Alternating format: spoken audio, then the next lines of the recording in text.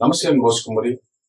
40 ఏళ్ల కారం చేడు రక్త చరిత్ర అనేటువంటి విధంగా మొన్న ఈ 2 రోజులు కొన్ని సోషల్ మీడియాలోను, అదే విధంగా కొన్ని మెయిన్ స్ట్రీమ్ మీడియాలో కూడా ఇది ప్రొజెక్ట్ అయినటువంటి పరిస్థితి ఉంది. మామూలుగా అప్పుడు కాలంలో ఉండేటువంటి వ్యక్తులకి ఏమో కానీ ఇప్పుడున్నటువంటి వ్యక్తులకి చాలా వరకు కూడా రక్త చరిత్ర గురించి తెలియదు. దీన్ని తెలుసుకునేటువంటి ఆసక్తి రాను రాను వచ్చేటువంటి తరాల్లో ఎప్పటికీ కూడా చెరగదు అని చెప్పడానికి 40 ఏళ్లు పూర్తయినా కూడా ఇప్పటికీ కూడా ఈ టాపిక్ ఒక కొత్తగానే కనిపించడం, ప్రతి సంవత్సరం కూడా ఒక కొత్తగానే ఉండటం, కొత్తగానే కనిపించడం, ఆ తరాలు ఆ సామాజిక వర్గాలకి ఏ సామాజిక వర్గాలు అవి బలైపోయాయి, బలి చేసిన సామాజిక వర్గాలు, బలైపోయినటువంటి సామాజిక వర్గాలు కూడా రాబోయేటువంటి యువత దీని గురించి తెలుసుకునేటువంటి ప్రయత్నం నిరంతరం చేస్తూనే ఉంటుందని చెప్పడానికి 40 సంవత్సరాలు గడిచిన తర్వాత కూడా కారంచేడు రక్త చరిత్ర యొక్క ఘటన ఇంకా గుర్తు చేసుకుంటున్నారు అని అంటే దాని గురించి ఇంకా తెలుసుకునే ప్రయత్నం చేస్తున్నారు అంటే అతిశయక్తి ఉన్నారు. దీంట్లో ప్రధానంగా ఇంతకు ముందు ఉన్నటువంటి ఛానల్స్ లో కూడా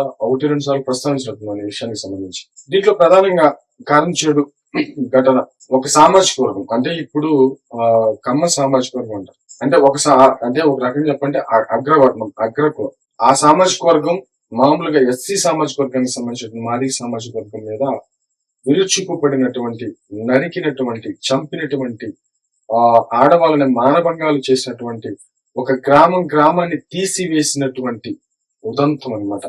ఇది ఎప్పటికీ కూడా చరిత్ర మర్చిపోయినటువంటి, ఒక రకంగా చెప్పాలంటే భరత మాత గుండెల్లో ఏర్పడినటువంటి ఒక తీరని, ఎప్పటికీ మారని మచ్చ ఇది ఎప్పటికీ ఏర్పడిపోయింది.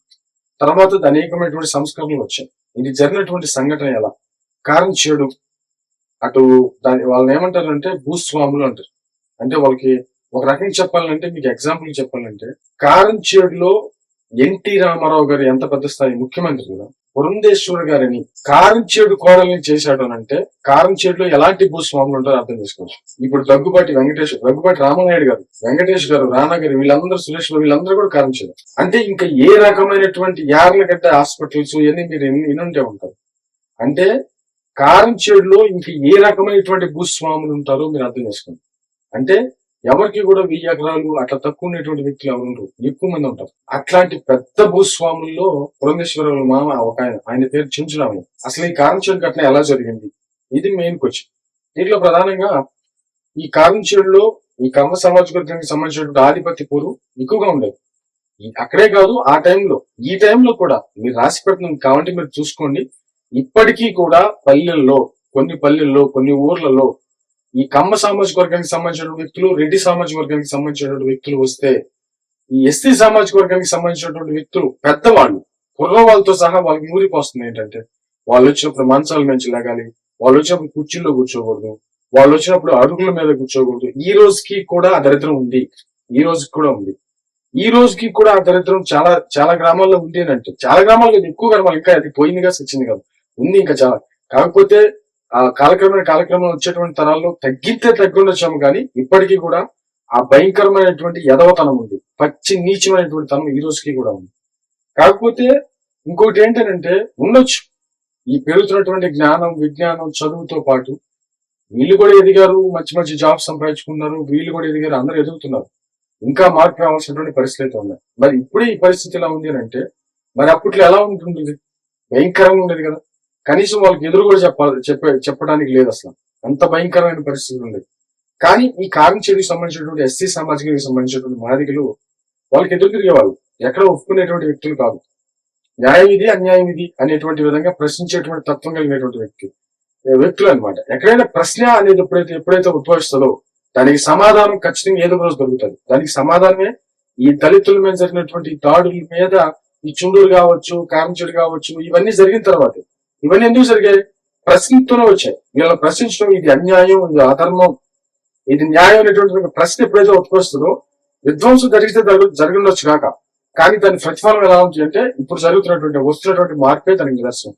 వాళ్ళ ఐక్యత ఏర్పడటం, ఉద్యమాలు చేయటం, ఆ తర్వాత ఎస్సీ/ఎస్టీ అట్రాసిటీ కేసులు రావటం, ఇవన్నీ కూడా ఆ ఉద్యమాల ఫలితంగానే వచ్చింది. అంటే వాళ్ళలో ఒక చైతన్యం వచ్చింది. అంటే ఒక ప్రశ్న ఎప్పుడైతే పుడతాదో దానికి సమాధానం లేట్ అయ్యే కొద్దీ చాలా పెద్దగా కనపడుతుంది అని చెప్పడానికి ఇది ఒక నిదర్శనం. ఈ సంఘటన ఒక నిదర్శనం. ఎన్నో ఉద్యమాలు జరిగాయి. ఈ ఉద్యమాలను అడ్డం పెట్టుకొని ఎన్నో వచ్చాయి. ఎంతో మంది పెద్దవాళ్ళు అయ్యారు. ఎంతో మంది ఈ రోజుకి కూడా ఈ ఈ సంఘటితమైనటువంటి ఈ సామాజిక వర్గానికి భయపడేటువంటి రాజకీయ పార్టీలు ఉద్భవించాయి. చెప్పుకుంటూ పోతే ఇది అసలు ముగింపు లేనటువంటి కథ. దానికి ఆజ్యం పోసినటువంటి మొట్టమొదటి సంఘటన కారంచేడు సంఘటన. మరి ఈ సంఘటనలో మొట్టమొదటిగా ఒక మంచినీళ్ళ చెరువు ఉండేది. ఆ మంచినీళ్ళ చెరువు దగ్గరికి ఒక కమ్మ సామాజిక వర్గానికి సంబంధించినటువంటి వ్యక్తి అక్కడికి వెళ్లి పశువులకి కుడితి పెడుతున్నాడు. ఆ తాగుతున్నటువంటి వాటిలో అవి దొర్లించారు.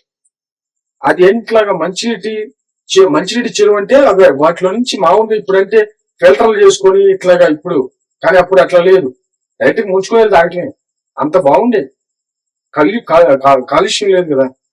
కానీ ఆ ఒడ్డుని పెట్టి ఎద్దులకి పెడుతున్నటువంటిది అన్నమాట వాటర్. అవి దొర్లించగానే వాటర్ దాంట్లోకి వెళ్ళిపోయాయి. అంటే కుడితి పోయి మంచినీళ్ళు వాటర్ లో పడ్డాయి. అంటే ఇక ఊరు మొత్తం తాగాలి కదా. అప్పుడు ఒక అతను ప్రశ్నించాడు అనమాట, ఏమయ్యా అక్కడ పెట్టుకోబోతేవి కొంచెం నీళ్లు తీసుకొచ్చి దూరంగా పెట్టుకోవచ్చు కదా, మరి అందరు తాగే నీళ్లు కదా. ఇదే ఈ ఒక్క ప్రశ్నతోటి ఇంత పెద్ద రణరంగం జరిగింది. అప్పుడు అతనికి ఉండేటువంటి గర్వం ఏంటి అంటే, ఒక రకంగా చెప్పాలంటే అగ్రకుర్ణాల యొక్క గర్వం, అహంకారపూతమైనటువంటి దాని ఇంతకు మరి ఉండేది, భయంకరంగా ఉండేది. ఆ అహంకారంతో ఇతన్ని కొట్టాడు. అతను కొట్టినప్పుడు ఇంకొక ఆమె ఈ ఎవరైతే ప్రశ్నించాడో ఫస్ట్ ప్రశ్నించినటువంటి వ్యక్తికి సపోర్ట్ వచ్చింది. ఆ లేడీ మీద కూడా ఇతను విరుచుకుపడినటువంటి పరిస్థితి. ఆమె చేతిలో బిందు ఉంది. ఆ బిందు తీసుకొని బాధింది. అతన్ని వాచి కూడా పగిలిపోయింది. అంటే ఒక లేడీకి ప్లస్ అతనికి అంటే ఆ అగ్రవర్ణాలకు సంబంధించినటువంటి వ్యక్తికి జరిగినటువంటి ఆ రోజు గొడవ జరిగింది. ఆ గొడవ జరిగిన తర్వాత ఇక వెళ్లిపోయి ఒకరికొకరు మొత్తం మాట్లాడుకొని, దీనికి ప్రధానమైనటువంటి రాజ్యుడు, దీని ముందుండి నడిపించినటువంటి వ్యక్తి, దీనికి మొత్తం సంఘటితం చేసినటువంటి వ్యక్తి ఈ చెంచు రామయ్య అనేటువంటి వ్యక్తి. అంటే ఇప్పుడు పురంధేశ్వరి గారి మామ, ఈ వెంకటేశ్వర గారి నాన్న, మరి అంటే ఎన్టీ రామారావు గారి వియంకుడు. ఈయనే మొత్తం ముందుండి నడిపించాడు అన్నది ఈ రోజుకి కూడా ఆ వదంతు నడుస్తూనే ఉంది. ఆ నడుస్తుంది దానికి కారణం ఏంటంటే, ఈ ఇన్సిడెంట్ జరిగిన తర్వాత చెంచురామని ఇంట్లోకి పోయి చంపారు. నక్సలైట్లు ప్లాన్ చేసి మరి ఇంట్లోకి వెళ్ళి మరి చంపారు. తుపాకులతో మరి కాల్చి చంపారు. మరి అట్లా గొడవ జరిగిన తర్వాత నైట్ కి కమ్మ సామాజిక వర్గానికి సంబంధించినటువంటి వాళ్ళంతా మాట్లాడుకొని ఈ పల్లిని ఎలాగైనా సరే కొట్టాలి, ఎలాగైనా చంపేయాలనేటువంటి విధంగా ప్లాన్ చేసుకున్నారు. ఆ ప్లాన్ చేసుకుంటే నేను ఇన్ఫర్మేషన్ డెప్త్ గా వెళ్ళిన దాన్ని బట్టి నాకు అర్థమవుతుంది ఏంటంటే, ఆల్మోస్ట్ ఇప్పుడు చెప్పేటువంటి దంతా పైన చెప్పేది. ఇన్నర్ గా గొడవ జరగబోతోంది అనేటువంటి విషయం ఇప్పుడు ఆ కమ్మ సామాజిక వర్గానికి సంబంధించినటువంటి వ్యక్తులే. అంటే ఒక రకంగా చెప్పాలంటే, ఈ మాదిగ సామాజిక వర్గానికి సంబంధించినటువంటి అంటే ఆ పల్లి ఏదైతే ఉందో ఆ పల్లిని ఆనుకునే కొన్ని కొట్టాలు ఉంటాయి, పశువులు కొట్టాలు ఉంటాయి. అవి ఆ కమ్మ సామాజిక వర్గానికి సంబంధించిన వ్యక్తులనే. కొట్టాల దగ్గర కొంతమంది పడుకుంటారు, ఆ కమ్మ సామాజిక వర్గానికి సంబంధించిన వ్యక్తులే. వాళ్ళే వీళ్ళకి ఇన్ఫర్మేషన్స్ ఇచ్చారు, అయ్యా మీ మీద దాడి చేయడానికి వాళ్ళు రెడీగా అవుతున్నారు, చాలా పెద్ద లెవెల్లో ప్లాన్ చేసుకుంటున్నారు, మీరు జాగ్రత్తగా ఉండండి అని చెప్పేసి ఆ నైటే వాళ్ళకి ఇన్ఫర్మేషన్ వచ్చింది. మాదిగ సామాజిక వర్గానికి సంబంధించిన వ్యక్తులకి ఆ నైటే ఇన్ఫర్మేషన్ వచ్చింది. వీళ్ళు రెడీగానే ఉన్నారు, వాళ్ళు రెడీగా ఉన్నారు, వీళ్ళు రెడీగా ఉన్నారు. ఇద్దరు ఎదురెదురు పడి కొట్టుకుంటే వాళ్ళు ఎంతమంది వచ్చేవాళ్ళు, వీళ్ళు ఎంతమంది వచ్చేవాళ్ళు అది తేలిపోయేది. అది లెక్క వేయలేదు. దొమ్మి కేసు కింద పోయేది, దేని కింద పోయేది, గ్రామం గడవల కింద పోయేది. కానీ ఇక్కడ జరిగినటువంటి అంత ఏంటంటే, మామూలుగా వీళ్ళు చెప్పారు, వీళ్ళు జాగ్రత్త పడ్డారు, ఎలాగైనా సరే ఎదుర్కొందాం అని చెప్పేసి నిలబడ్డారు, కానీ పారిపోలేదు. అందుకే ఈ 40 సంవత్సరాల తర్వాత కూడా వాళ్ళ గురించి మాట్లాడుకుంటున్నారు అంటే, వాళ్ళు దాడి చేస్తున్నారు, వాళ్ళు ఎక్కువ మంది ఉన్నారు, డబ్బు కలిగినటువంటి వాళ్ళు, భూస్వాములను తెలిసినా కూడా దాడి చేయబోతున్నారని తెలిసి కూడా ఈ కారంచేడుకు సంబంధించినటువంటి మాదిగ సామాజిక వర్గానికి సంబంధించినటువంటి వ్యక్తులు ఎవరైతే ఉన్నారో ఆ నైట్ అక్కడే ఉన్నారు. ఉన్న తర్వాత ఏకుంజామున, నాకు తెలిసిన ఇన్ఫర్మేషన్ ప్రకారం ఏకుంజామున ఒక అతన్ని ఈ టీ తాగడానికి సెంటర్ కి వెళ్ళినటువంటి వ్యక్తిని అక్కడ కొట్టి కట్టేశారు. ఈ మాదిగ సామాజిక వర్గానికి సంబంధించిన వ్యక్తిని వీళ్ళు కత్తులు, కర్రలు, బరిసెలు వీళ్ళు తీసుకొని గొడ్డల్లో తీసుకుని వెళ్ళారు. వీళ్ళు కూడా ఇక తెలుసుకున్నారు బాబు అని. ఇద్దరు ఎదురెదురు పడ్డారు, కర్రలు కత్తులతో ఎదురెదురు పడ్డారు. ఇక వదిలేసినట్టయితే నరుకునే వాళ్ళు ఎవరిలో ఎంతమంది చచ్చిపోయేవాళ్ళు తెలిసిపోయింది. అలా కాకుండా ఈ చెంచురామైనటువంటి వ్యక్తి మధ్యలోకి వచ్చి, ఒరే ఎక్కడ మాట మనం అంతా ఒక గ్రామానికి సంబంధించిన వ్యక్తులు, మనకి ఇదంతా అవసరం లేదు.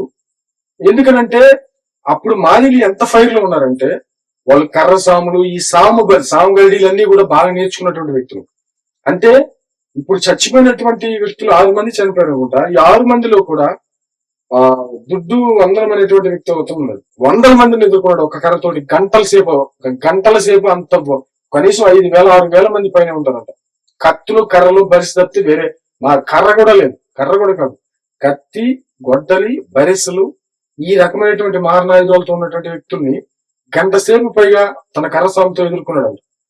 పెద్ద చరిత్ర అది. కాబట్టి అంత సాహసవంతమైనటువంటి యువకులు ఉండేవాళ్ళు ఆ టైంలో. అందుకని ఎక్కడ తగ్గల, నరుక్కుందాం కావాలంటే చూద్దామని చెప్పేసి. ఒక రకంగా వీళ్ళంటే ఆ సామాజిక వర్గానికి భయమే. ఎందుకంటే అంత ఎదురు తిరిగేటువంటి వాళ్ళు మూర్ఖంగా ఉన్నటువంటి విధానం ఉండేది ఆ టైంలో. పెద్ద చదువుకునేటువంటి విధానం కూడా లేదు కదా. బాగా మూర్ఖంగా ఉండేవాళ్ళు కర్రసాములు నేర్చుకున్నారు అనమాట. సరే, ఆ చెంచురామ్ అనేటువంటి వ్యక్తి ఆ గొడవని ఆపాడు. అరే మనం అంతా కలిసి ఉండాలి అని చెప్తే ఈ మాదిగ సామాజిక వర్గానికి ఇక్కడే వాళ్ళు చేసిన తప్పు ఏంటంటే ఇక్కడే చూసుకుందాంలే అని చెప్పేసి ఆ రోజంతా వాళ్ళు కానీ సైలెంట్ గా ఉన్నట్టయితే ఎదురెదు పడేవాళ్ళు అంత నష్టం జరిగేది కదా. అవతల వాళ్ళు కూడా చాలా నష్టం జరిగేది. అవతల వాళ్ళు కూడా చాలా మంచి చూడాలి. కానీ ఏమైందంటే ఆయన పెద్ద ఆయన కదా అని చెప్పేసి ఆయన మాట నమ్మి వీళ్ళు వెనక్కి వచ్చేసారు. అతను విడిపించుకొని వెనక్కి వచ్చేసిన తర్వాత గ్రామంలోకి వెళ్ళిపోయి, అంటే వాళ్ళ పల్లెలోకి వెళ్ళిపోయి ఈ ఆయుధాలను తీసేసుకొని మళ్ళీ పనులకు వెళ్ళాలి కదా ఉదయాన్నే. మరి ఎవరు పనులకు వాళ్ళు చాలా మంది వెళ్ళిపోయారు. వాళ్ళందరినీ సర్దు మనగనిచ్చి వీళ్ళు ఒక్కసారిగా ఈ 5,000 మంది వచ్చి ఈ గ్రామం మీద పడిపోయారు. ఇక్కడ జరిగింది మైనస్. అంటే ఇది ఎవరు చేయించినట్టు అంటే ఇక్కడే కిటికంతా ఉంది. లేదు ఎదురెదురు పడి కూర్చున్నట్టయితే అది వేరే లెక్క. ఇక పడిపోయి దొరికినట్టు ఊచకోత అంటే సమస్య లేదు. తలలోకి గడ్డ పొరుగు తెంచితే అవతలకు వచ్చినటువంటి వ్యక్తులు కూడా ఉన్నారు. అట్లా దొరికిన చంపేశారు. బట్ ఆ తర్వాత కొంతమంది కుర్రాళ్ళు సంఘటితం అయ్యారు అక్కడ ఎస్సీ సామాజిక వర్గానికి సంబంధించి కూడా. ఈ వాళ్ళు అనుకున్నారంటే ఒక దరి నుంచి వాళ్ళు వస్తున్నకే చంపట్లేదు అనుకున్నారంట. నేను కొంతమంది కనుక్కుంటే చెప్పాను నాకు. వాళ్ళు చంపట్లేదు అనుకున్నారు. లేకపోతే ఈ కమ్మ సామాజిక వర్గానికి సంబంధించిన వ్యక్తులు చాలా మంది దొరికారు. కానీ చంపల కొట్టు చేశారు కానీ ఇది చంపల. అట్లా అనుకుంటే ఎప్పటికీ చాలా అయిపోయింది. అలాగా ఆ గ్రామం మేము పడి సుమారు ఉదయాన్నే 7 గంటలకి 8 గంటలకు స్టార్ట్ అయింది అనుకుంటాను. ఆ 7 గంటలకు అనుకుంటా చెప్తున్నారు. 9 గంటల 2 hours 3 hours రైటింగ్ జరిగిందంట. 2 hours 3 hours అంటే ఎంత మందిని నరుకుంటారు, ఎన్ని కాళ్ళు పోయి ఉంటాయి, ఎన్ని చేతులు పోయి ఉంటాయి, ఎంత మంది పాలైపోయి ఉంటారు, ఎంత మందికి దెబ్బలు తగిలి ఉంటాయి. టోటల్ గా వెలికి తీస్తే ఆ కాంజడ ఎస్సీ కాలనీ మొత్తం రక్తం. ఏ బజార్ పట్టిన రక్తమే, ఎక్కడ పట్టిన గొడవలే, ఎక్కడ పట్టిన ఈ విధమైనటువంటి విధానాలు జరిగితే ఆడవాళ్ళని కూడా చూడలేదు. చిన్న బిడ్డలకి అన్నం పెట్టుకున్నటువంటి వ్యక్తులు కూడా తల బద్దలుగా పగలు కొట్టి వెళ్ళిపోయినటువంటి పరిస్థితులు ఉన్నాయి. ఎవరిని ఉపేక్షించలేదు. విపరీతమైనటువంటి దాడులు, విపరీతమైనటువంటి మారణ హోమం చేశాం. చివరికి మొత్తం తేలితే 6 మంది చనిపోయినట్లయితే మాత్రం తెలిసింది. ఆ తర్వాత ఆ సామాజిక వర్గానికి సంబంధించిన వ్యక్తులు ఆ ఊరి నుంచి వచ్చేసారు. ఆ తర్వాత వేరే చోట చీరాల విచారకాలు అని చెప్పేసి అక్కడ ఉన్నారనమాట వాళ్ళు. ఇప్పటికి పెద్ద కాలం అయిపోయింది. అయితే ఆ తర్వాత రామానాయుడు గారు కానీ తర్వాత పెద్దలు కానీ చెంచురామని చెప్పేసిన తర్వాత వీళ్ళందరూ వెళ్ళి ఎంత బతిలాడినా కూడా వాళ్ళు రాలేదు. రాకపోతే కొంతమంది వెనక్కి వెళ్ళారు. ఇక్కడ బతకలేము, మనకి ఏముంది ఇక్కడ, అక్కడైతే మనకి పొలాలు ఉంటాయి, పనులు ఉంటాయి అని చెప్పేసి కొంతమంది భయపడి వెళ్ళిపోయారు అక్కడికి. ఇప్పుడు కాలంలో కూడా కొంత ఏర్పడింది. టోటల్ గా ఇది ఇన్సిడెంట్. ఈ ఇన్సిడెంట్ ఉపయోగించుకొని పెద్దలు అయినటువంటి వాళ్ళు చాలా మంది ఉన్నారు. ఈ ఇన్సిడెంట్ ఉపయోగించుకొని డబ్బు సంపాదించుకున్నటువంటి వ్యక్తులు చాలా మంది ఉన్నారు. ఈ ఇన్సిడెంట్ ఉపయోగించుకొని రాజకీయంగా ఎదిగినటువంటి వాళ్ళు ఉన్నారు. ఈ ఇన్సిడెంట్ ఉపయోగించుకొని ఈ రోజు కూడా చాలా మంది అవుతున్నటువంటి వ్యక్తులు చాలా మంది ఉన్నారు. బట్ వాస్తవం చెప్పాలి అంటే ఇది ఒక రకంగా చెప్పాలంటే టోటల్ ఎస్సీ సామాజిక వర్గాలకు సంబంధించి చుండూరు కారంచేడు అనేటువంటి విధానంలో టోటల్ గా ఇది ఒక పెద్ద చరిత్ర. అంటే ఒక సమూలమైనటువంటి మార్పుకి కారంచేడు ఎస్సీ కాలనీలో పుట్టినటువంటి ప్రశ్నకి ఈ రోజు కనపడుతున్నటువంటి రిజల్ట్సే సమాధానం. ఆ రోజు వాళ్ళు ఎక్కడ తిరగబట్టి ఈ రోజు వచ్చినటువంటి స్వేచ్ఛలో అది కూడా ఒక బాలిబాగ్. ఇప్పటికీ 40 సంవత్సరాలు అవుతుంది ఇన్సిడెంట్ జరిగింది. ఈ రోజుకి కూడా దాన్ని తెలుసుకోవాలన్నటువంటి ఆసక్తి ఈ న్యూస్ ఛానల్స్ చూస్తున్నా, లేకపోతే కొన్ని పేపర్లు చూస్తున్నా, లేకపోతే కొన్ని వెబ్సైట్లు చూస్తున్నా, ఈ రోజు కూడా వస్తున్నటువంటి న్యూస్ చూసి నిజంగా ఇంకా ఆసక్తి ఉందనేటువంటి కోణంలో దీని మీద నేను ఈ వీడియో చేయడం అయితే జరిగింది. మరేమైనా